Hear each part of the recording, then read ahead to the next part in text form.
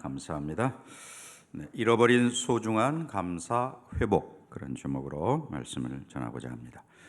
우리 옆에 계신 분들 이렇게 인사하겠습니다. 해피 추석. 네, 추석 내일까지 추석 연휴입니다. 행복하게 잘 지내시기 바라고요. 한 번 더 인사하십시다. 말씀에 은혜 받으세요. 네, 우리 모두 추석 명절 잘 보내고 계시는 줄 압니다. 또 영상으로 예배하시는 분들도 마찬가지로 그런 줄 압니다. 그러나 요즘에 뭐 코로나다, 또 태풍 흰남노다, 뭐 또 계속되는 전쟁, 그러다 보니까 뭐 에너지 값이 막 오르고 또 이 곡물값도 막 오르다 보니까 이제 나라들마다 이 수출 품목 중에 정말 자기네 꼭 필요한 거는 안 팔고 서로 꽉 묶어두는 이런 일들이 점점 확산되기도 하고, 이제 그러다 보니까 또 뭐 소위 신냉전 시대다, 이런 이야기를 하고 있습니다. 이런 시대를 지금 우리가 어쩌면 뭐 격변의 시대, 격동의 시대, 이런 이야기를 할 수 있을 법한데요. 그러면서 우리는 지난 날들에 그저 작은 일들, 아니면 그저 일상적인 그런 것들에 대해서 감사하지 못했구나라고 하는 것을 발견하게 되었습니다. 또 이제 추석 명절에 가족이 함께 모일 수 있다는 것도 감사한 일이고, 뭐 그게 안 될 수도 있고, 또 여러 가지 형편 때문에 흩어져 있는 권속들도 있고 마찬가지죠. 그런 점에서 요즘 이 시대에 암보다 더 무서운 게 뭐 감사 불감증이다, 우리는 이런 이야기를 합니다. 특히 우리 믿는 성도들에게 더 그렇죠. 우리는 지난날 함께 예배한다는 것, 또 같이 소그룹으로 모여서 목장 모임을 한다는 것, 또는 뭐 지하 식당에서 함께 식사를 한다는 것, 이런 것들이 정말 당연한 것인 줄 알았는데, 그런 당연한 일들이 당연하지 않다는 것을 통해서 우리는 얼마나 작은 것들에 감사해야 하는가라는 것이죠. 태풍을 맞으면서 하나님께서 정말 우리에게 그동안에 태풍 없이 잘 지나오게 하신 것도 참 감사하다. 그러면서 우리는 모든 게 뭐 풍부해야만 행복한 게 아니다 하는 것. 행복은 주어진 것에 감사할 때 행복이 찾아오는 거구나. 풍부해서 행복한 게 아니고, 지금 뭐 풍부한 것으로 말하자면 과거에 비해서 말할 수 없이 우리가 풍부해졌습니다. 그러나 풍부하다는 것이 행복을 보장하는 게 아니고, 감사함으로 행복해지는구나 하는 것을 철저하게 느끼게 됩니다. 특별히 명절 기간에 그러한 것을 깨닫게 되었습니다. 또 우리 믿는 자로서 저와 여러분은 하나님께서 내 영혼을 소생시켜 주신, 그 죽었던 우리를 살려주신 구원에 대한 감사, 또 정말 사망의 음침한 골짜기를 지나가고, 아니면 고통, 여러 가지 질병과 뭐 경제적인 어려움과, 또는 뭐 무슨 관계의 어려움과, 이런 고통 중에도 하나님이 함께 하셨구나라고 하는 것에 대한 감사, 또 우리가 부족하고 연약해도 우리를 늘 변함없이 인도하시는 하나님의 인도하심에 대한 감사. 어디까지 인도하실까요? 우리를 영원한 나라에 이르도록 인도하실 그 하나님의 인도하심에 대한 감사, 이런 것들이 사실 우리 매일매일의 삶 속에 있어야 되는데, 그렇지 못했던 저와 여러분들의 신앙을 우리가 추석 명절을 이렇게 맞으면서 돌아보아야 하는 것이죠. 골로새서 3장 15절 말씀에 감사하는 자가 되라라고 이렇게 명령형으로 되어 있습니다. 감사 그냥 형편이 되면 하고 안 되면 말고가 아니고, 모든 상황에서 감사하는 자가 되라, 이렇게 명령을 하죠. 또 우리가 잘 아는 데살로니가전서 5장 18절 범사에 감사하라라고 말씀하지요. 또 에베소 5장 20절에도 항상 감사하라, 이렇게 말합니다. 또 데살로니가전서 2장 13절에는 끊임없이 감사함은 쉬지 않고 감사한다 그런 말이죠. 또 골로새 4장 2절 같은 데 가면 감사함으로 깨어 있으라 이렇게 이야기합니다. 뭐 시편 100편 4절, 에베소서 5장 19절, 또 시편 50편 14절 계속해서 뭐 감사함으로 그 문에 들어가고 감사로 찬송하고 또 감사로 제사를 드리고 이런 말씀들이 계속해서 반복되고 있습니다. 골로새 2장 7절 같은 데 가면 감사하되 감사함을 넘치게 하라 이렇게 또 표현되어 있습니다. 우리가 어떤 신앙생활을 저와 여러분의 신앙생활을 돌아보면서 우리 신앙생활에서 이 우선순위가 잘못되면 감사의 삶을 살 수 없구나 하는 것을 깨닫게 됩니다. 뭘 보느냐에 따라서 우리는 불평할 수도 있고 감사할 수도 있는 거죠. 똑같은 세상 사람들은 그래서 밝은 면을 봐라 이렇게 세상 사람들도 이야기합니다. 똑같은 환경에서 원망할 수도 있지만 감격하며 사는 거죠. 뭐 태풍도 사실 우리에게 참 많은 불편함을 가져다 주고 재산에 손해를 주고 하지만 그런 태풍이 바닷물을 완전히 뒤집음으로 인해서 그 안에 있는 생물들이 새로운 삶을 누리게 되는 또 좋은 점도 사실은 있는 거거든요. 우리가 예수를 믿는다 그러면서 감사와 찬양을 잃어버린 성도는 성경이 말하는 대로 맛을 잃어버린 소금과 같은 그런 거죠. 맛 잃어버린 소금은 성경에 보면 그냥 길에 버려져서 밟힐 뿐이다 이렇게 이야기합니다. 우리의 신앙 속에 감사와 찬양이 없다는 것은 맛 잃어버린 소금과 같다라고 할 때에 물고기가 물속에 막 이렇게 헤엄치고 다니면서 그 물의 고마움을 모른다면 그거는 마치 공중의 새가 공기 때문에 자기가 날갯짓을 할 수 있고 날아갈 수 있고 하는 거를 잊어버리는 거와 같은 것이죠. 한없는 하나님의 은혜 가운데 우리가 살아가고 있습니다. 그런데 그 하나님의 은혜에 과연 나는 얼마나 감사할까? 한번 생각해 보시기 바랍니다. 하나님께 감사하고 하나님을 찬양하고 또 다른 사람들에게 우리 하나님이 어떤 하나님이신지 이야기할 수 있는 그런 명절이 되어야 되겠죠. 네. 특별히 우리가 감사의 모습을 다른 안 믿는 혹은 일가친지들에게 좀 보일 수 있는 그런 기회 되었으면 좋겠습니다. 감사가 가득할 때 저절로 찬양이 나오게 되는 거죠.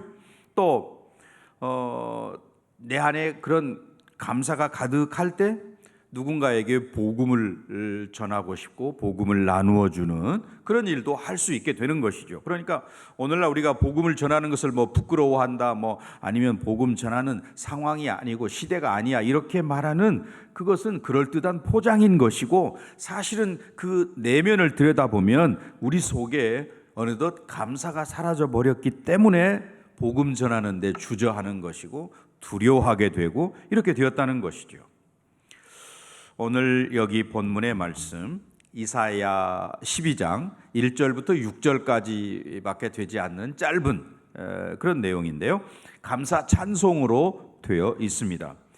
1장부터 12장까지가 한 이사야서 66장 중에 한 단원이라고 할 때에 앞에서 지금 계속해서 1장부터 11장까지 이스라엘 백성들을 향해서 그들의 죄, 또 그에 따른 하나님의 심판 이런 것들을 경고하면서 그러나 그것으로 끝나지 않고 하나님께서 그 이후에 구원을 베풀어 주신다라고 하는 것을 말씀하는 그런 내용이지요.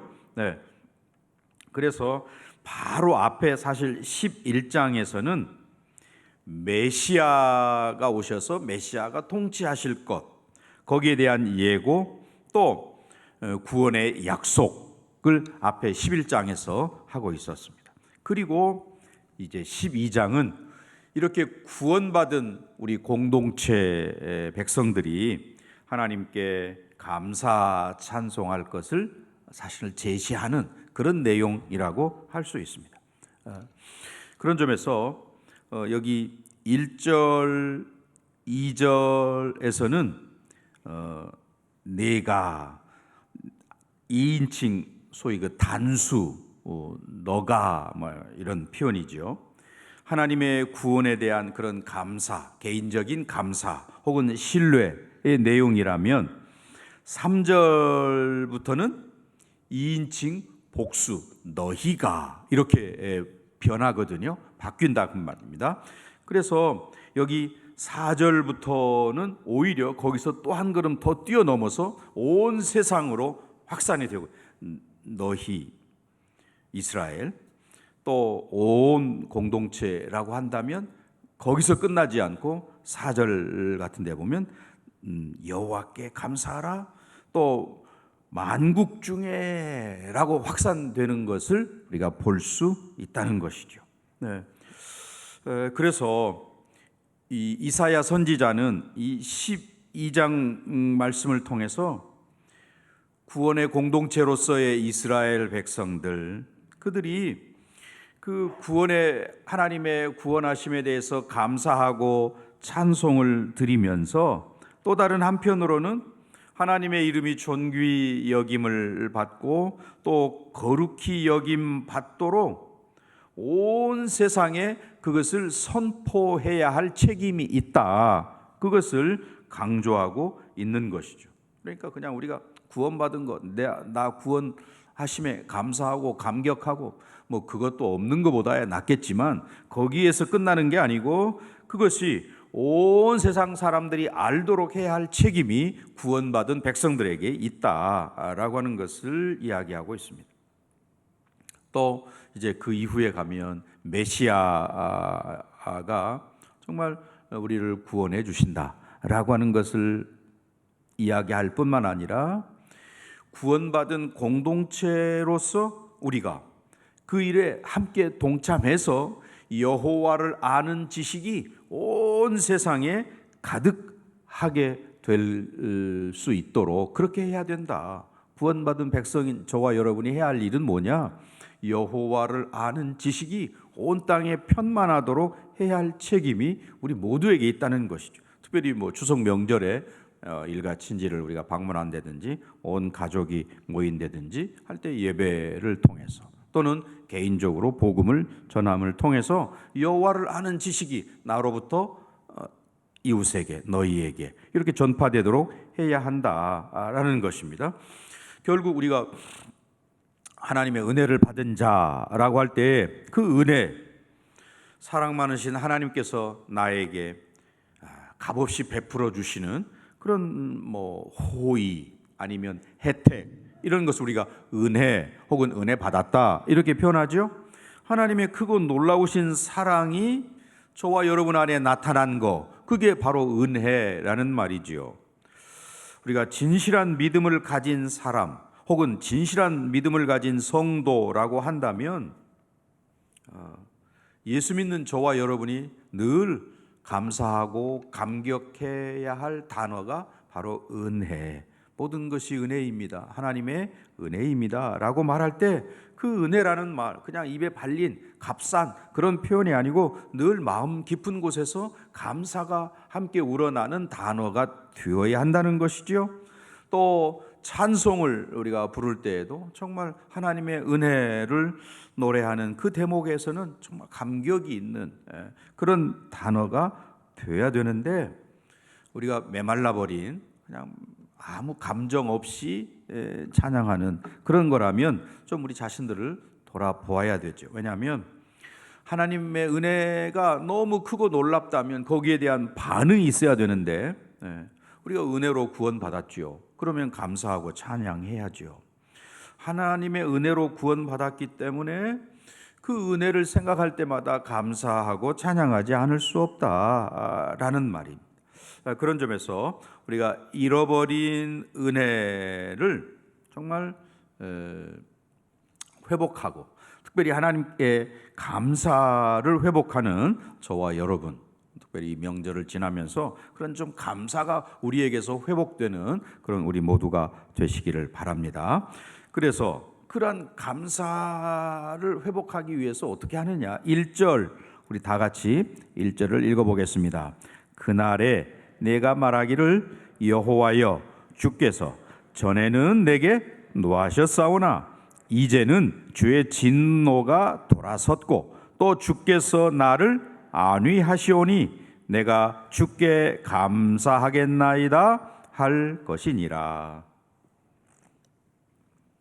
네, 하나님의 은혜를 찬양하는 거, 이게 우리가 정말 잃어버린 소중한 감사를 회복하는 첫 걸음이구나. 하나님의 은혜.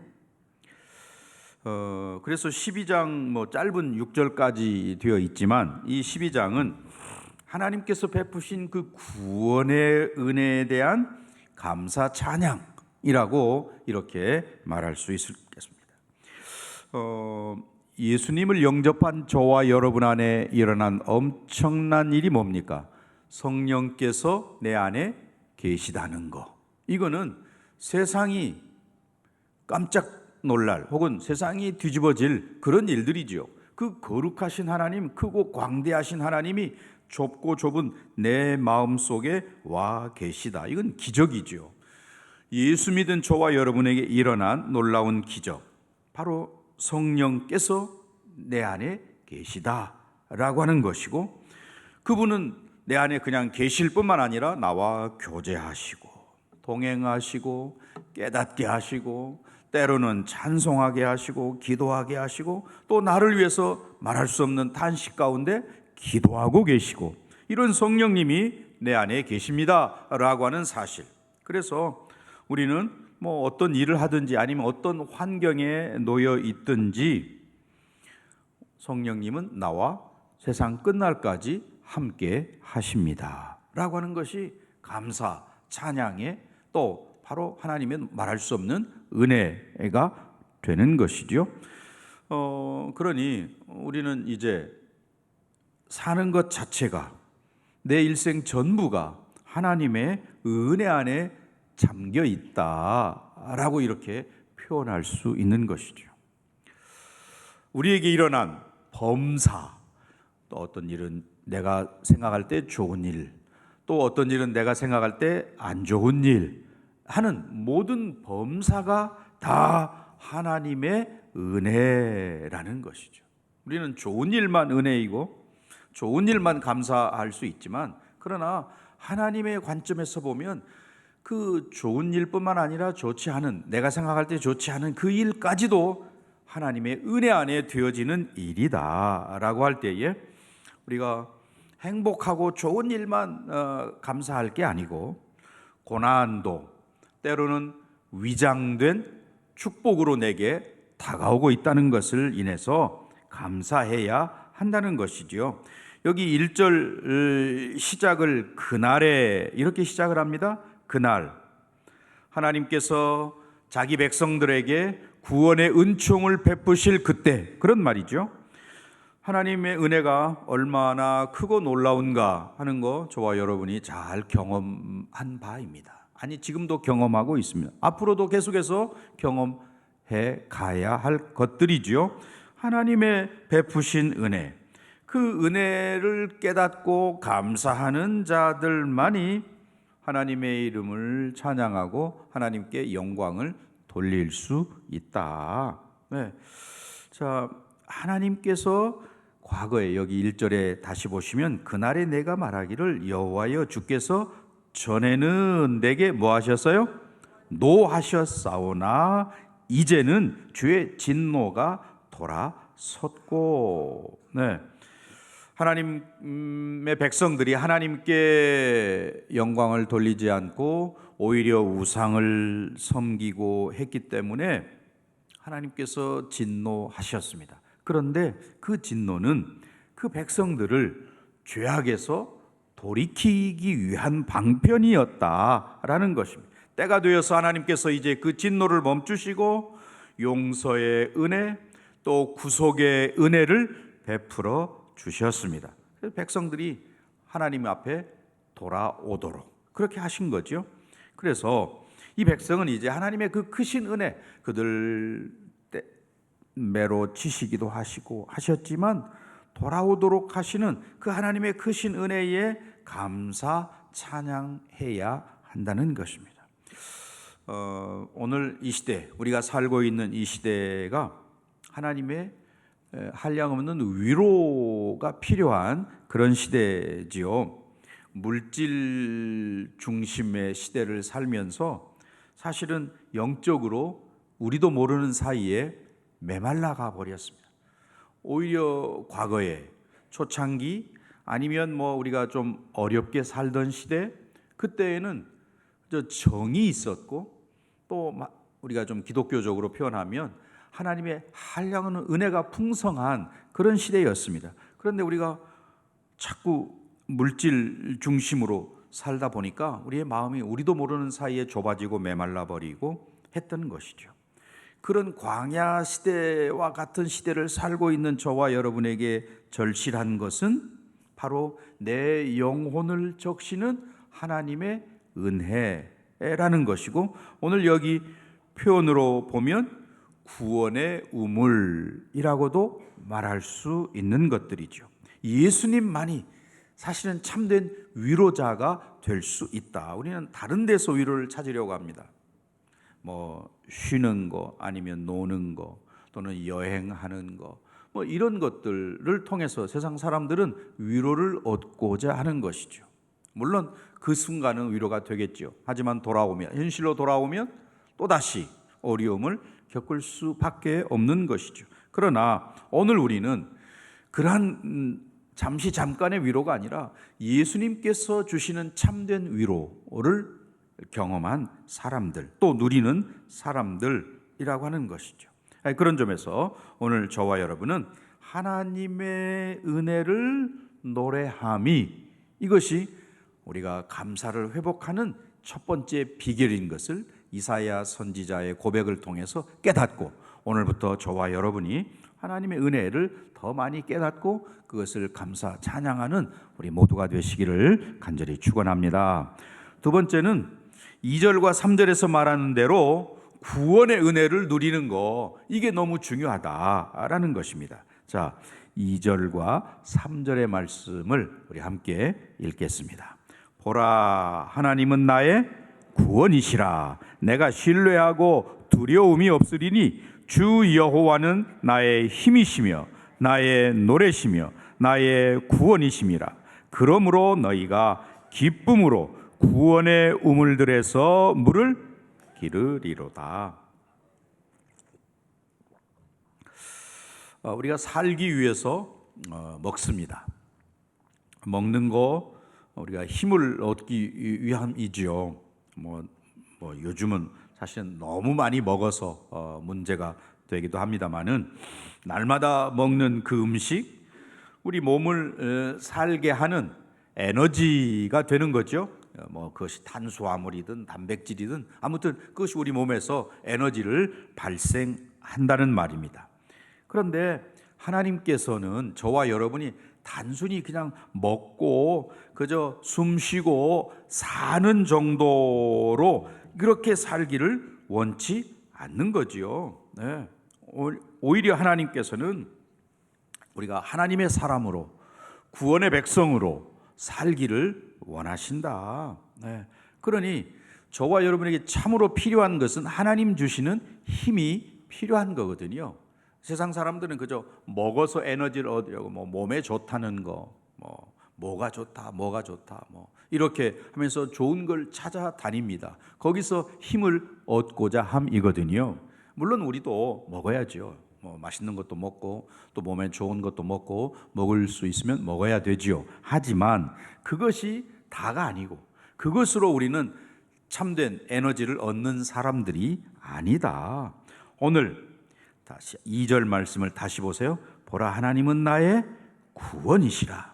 내가 신뢰하고 두려움이 없으리니 주 여호와는 나의 무엇이라고요? 힘이시며 주 여호와가 나의 힘이시다라고. 네.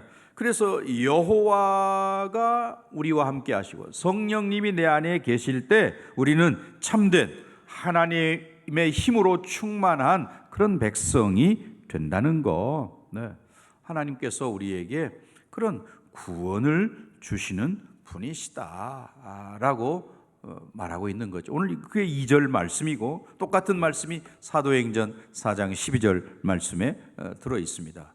자, 다른 이로서는 구원을 받을 수 없나니 천하 사람 중에 구원을 받을 만한 다른 이름 우리에게 주신 일이 없음이라 이렇게 말씀하셨잖아요. 예, 그런 점에서 구원은 오직 하나님께만 속한 것이고 우리는 뭐 내 힘으로 내 노력으로 의지로 구원을 얻을 수 없는 그런 사람들입니다. 그러니 우리가 찬양해야 할 감사해야 할 가장 큰 제목이 바로 저와 여러분의 구원이라고 하는 것입니다.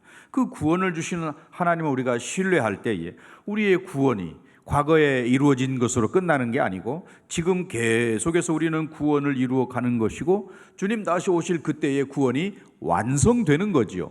그래서 너희 구원을 이루라라고 하는 주님의 말씀을 우리가 기억합니다. 분명히 우리는 과거에 예수를 믿는 그 순간 구원받은 사람들입니다. 구원 얻었지요. 그러나 그것으로 끝나는 게 아니고 계속해서 하나님과 교제하고 주님의 뜻을 행하고 하는 구원을 이루어가고 완성해 가는 과정 가운데 저와 여러분이 있는 것이지요. 그런 점에서 이제 오늘 구원의 우물, 구원을 주시는 그 하나님을 온전히 신뢰할 때에 두려움, 뭐 사람들이 말하는 외로움 이런 것들이 안개처럼 쓰러져 가게 되는 것입니다. 그래서 우리가 저와 여러분이 부를 찬송의 주제도 하나님의 구원하심인 것이죠. 구원의 은혜가 과거와 현재와 미래에 계속해서 지속될 것이기 때문에 여기 오늘 이사야 선지자의 표현대로 3절에 그러므로 너희가 기쁨으로 구원의 우물들에서 물을 기르리로다. 목마른 자 물을 길어서 샘에서 물을 길어서 마시는 것처럼 구원의 우물을 계속해서 마실 때 우리 속에 늘 기쁨의 감격이 있고 하나님 은혜에 대한 찬송이 우리에게 울려 퍼지게 된다. 그 우물물이 목마른 자에게 가라는 자에게 생수가 된다는 말입니다. 현대인들이 우울하다고 말하죠. 우울 지수가 굉장히 높다고 이야기하죠. 왜?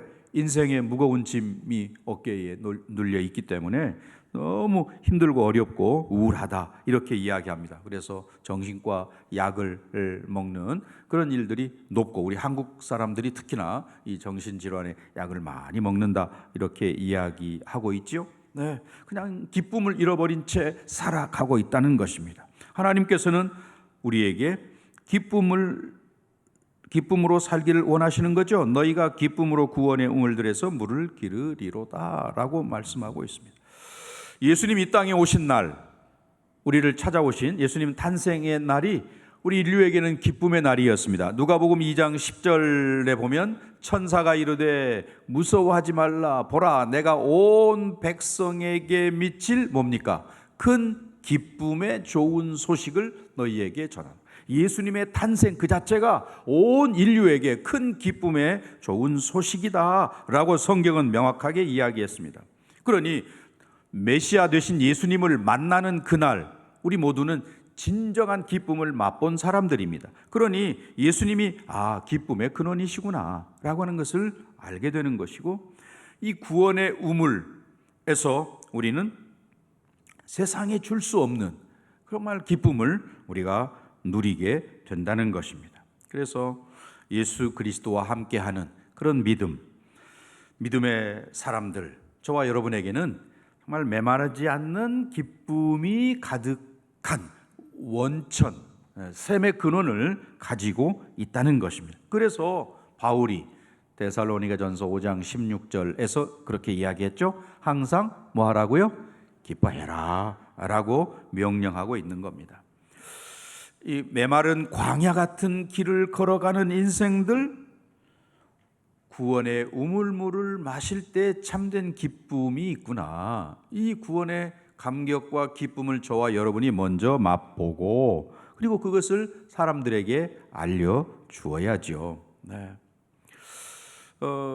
이스라엘 백성들이 광야길을 가면서 늘 하나님이 함께 하셨음에도 불구하고 그는 어려움들을 만날 때마다 물이 없다든지 먹을 게 없다든지 할 때마다 하나님을 신뢰하고 의지하고 하나님께 구하려고 하기보다 그저 과거의 습관, 과거의 생각을 따라서 뭐가 없다, 왜 우리를 이 광야까지 끌어내어서 여기서 죽게 하느냐, 불평하고 원망하는, 그러니까 이미 하나님께서 출애굽을 해서 새로운 가나안의 땅으로 인도해 가시는 과정 중에 있는데 여전히 구원받기 이전의 생각들만 하고 있는 그런 안타까운 모습들. 그래서 그들은 결국 하나님 원하시는 영광의 땅에 들어가지 못하는 그런 안타까운 일들이 있습니다. 구원의 우물 되시는 예수 그리스도를 늘 만나는 저와 여러분 되시기를 바랍니다. 그래서 여기 3절에서 너희가 기쁨으로 구원의 우물들에서 물을 기르리로다. 진정한 구원의 우물 되시는 예수님 안에서 우리가 늘 거기서 기쁨의 물을 길어 올려야지요. 목마른 이유가 어디에 있습니까? 세상에서 뭔가를 찾으려고 하니까, 만족을 찾고 갈증을 해소할 뭔가를 찾으려고 하니까 계속해서 목이 마른 거거든요. 우리의 구원의 은혜를 날마다 누리면서 기쁨으로 찬양하며 나아가는 저와 여러분, 예수님 누구든지 그래서 목마르거든 뭐라고 하셨어요? 내게로 와서 마시라. 요한복음 7장 37절 말씀에 명절 끝날 곧 예수께서 서서 큰 날에 서서 외쳐 이르시되 누구든지 목마르거든 내게로 와서 마시라. 예수님 말씀하셨습니다. 그러니 갈증을 느끼는 우리 모두는 다른 것으로가 아니라 예수님으로 달려가서, 예수님께 달려가서 갈증을 해소하는 이 구원의 우물에서 물을 깃는 그런 지혜로운 저와 여러분 되시기를 바랍니다.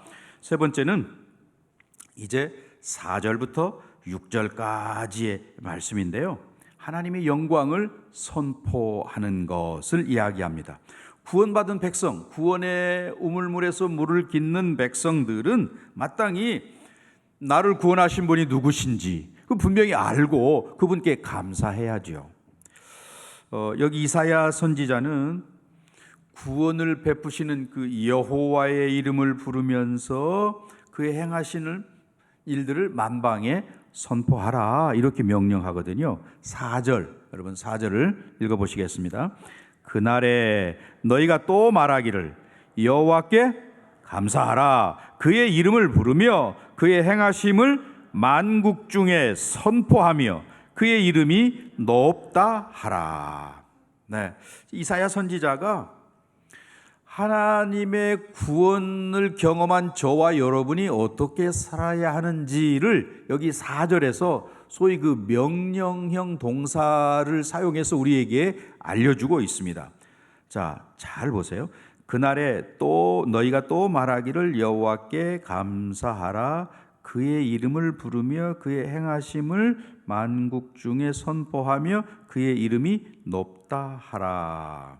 네, 자, 그날에 너희가 또 말하기를 여호와께 뭐 하라고요? 감사하라. 감사하라.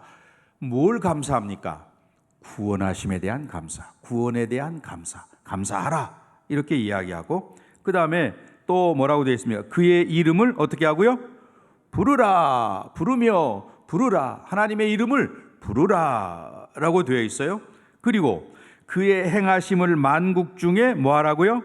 선포하라. 선포하며 라고 되어 있습니다. 그리고 또 그의 이름이 높다 하라. 네, 저와 여러분이 해야 할 일을 네 가지 동사를 통해서 이 한 절에서 명확하게 이야기하고 있습니다. 감사해라. 그의 이름을 부르라. 만국 중에 선포하라. 그 이름이 높다. 여호와의 이름이 높다 하라. 이렇게 하나님을 찬양하라 그런 말이죠. 우리가 해야 할 일이 하나님 하신 일들을 전하는 것뿐만 아니라 하나님의 이름, 여호와의 이름을 알리고 높다 하라 라는 것입니다.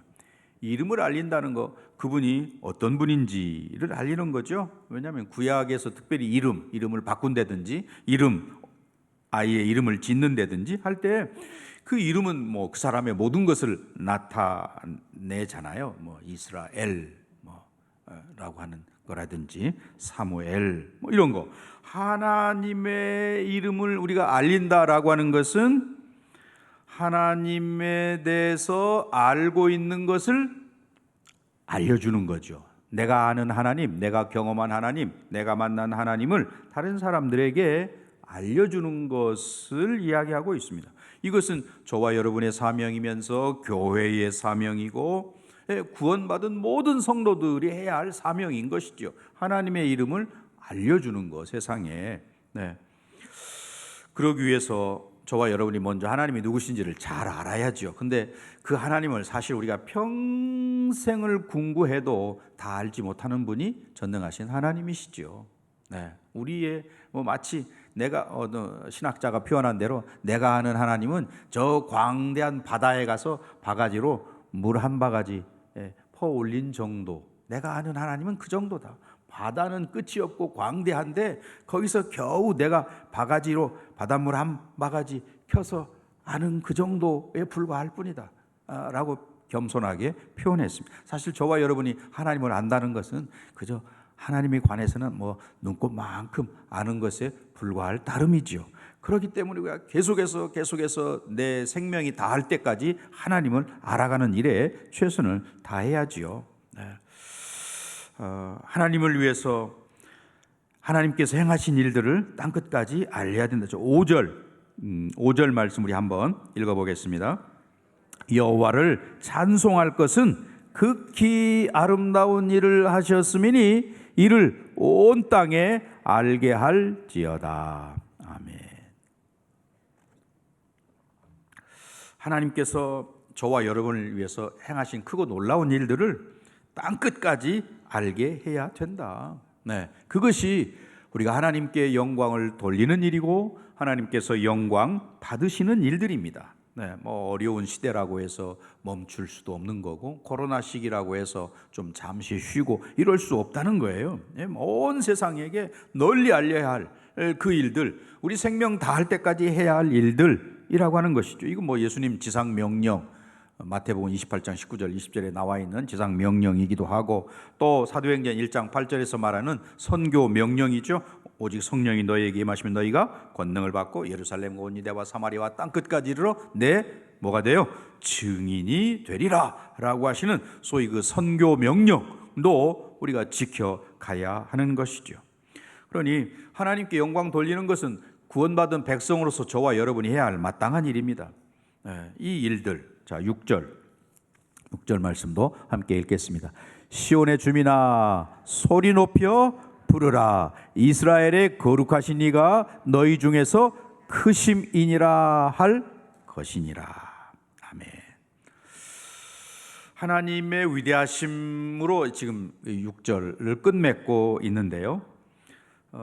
정말 오늘 하나님께서 저와 여러분에게 잃어버린 감사, 저와 여러분 어디서 잃어버렸는지는 사실은 잘 모르죠. 분주하게 세상 살면서 아니면 어떤 일에 매여서 또 나름대로 여러 가지 고통 가운데 잃어버릴 수 있습니다. 그러나 이제 우리는 이 이사야 12장 말씀을 통해서 그런 잃어버린 감사를 회복하고 하나님께 나아가는 그런 삶을 살아야 되겠습니다. 이제 결론의 말씀을 맺고자 합니다. 가족과 함께 보내는 이 추석 기간이 정말 잃어버린 소중한 감사를 회복하는 그런 시간이 우리 모두에게 되시기를 바랍니다. 하나님께서 찬양 받으셔야 할 가장 큰 이유는 하나님 그분이 나의 구원자이시기 때문이고 구원을 줄 수 있는 다른 어떤 게 존재하지 않는 거죠. 또 구원을 받은 백성으로서 저와 여러분 마땅히 하나님의 위대하심을 온 땅에 알게 해야 할 책임이 있는 것이죠. 그런 점에서 우리는 하나님의 은혜를 노래하는 그런 귀한 백성, 구원의 은혜를 누리는, 구원의 우물들에서 늘 생수를 퍼올리는 그런 은혜를 누리는 저와 여러분, 하나님의 영광을 선포하는 우리 모두가 되시기를 주의 이름으로 간절히 축원합니다.